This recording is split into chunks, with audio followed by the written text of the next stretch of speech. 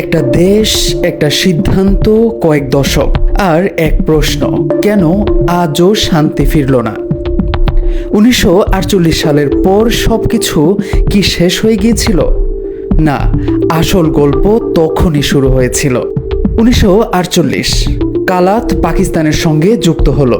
অনেকের কাছে এটা ছিল নতুন রাষ্ট্রের স্বাভাবিক সম্প্রসারণ, আবার কিছু বেলুচ নেতা ও গোষ্ঠীর কাছে এটা ছিল এমন একটি সিদ্ধান্ত যা তারা মেনে নিতে পারেননি।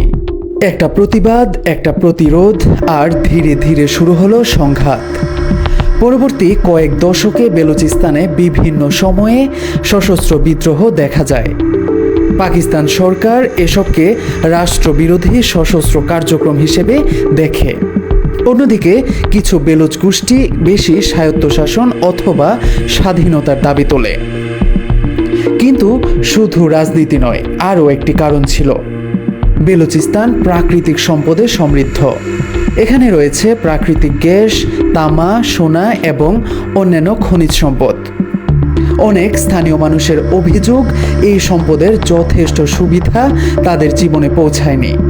অন্যদিকে পাকিস্তান সরকারের বক্তব্য, রাষ্ট্র উন্নয়নের জন্য এই সম্পদ জাতীয়ভাবে ব্যবহার করা হচ্ছে।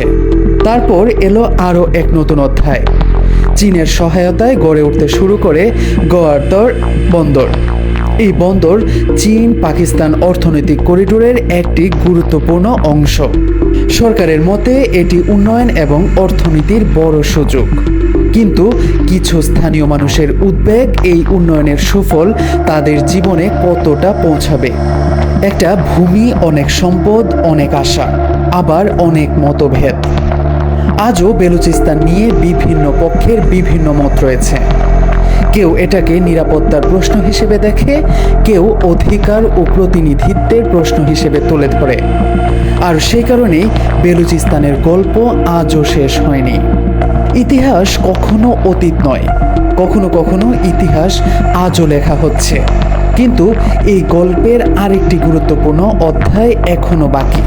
পর্ব 4-এ আমরা দেখব আজকের বেলুচিস্তান আন্তর্জাতিক গুরুত্ব এবং ভবিষ্যতে কি হতে পারে।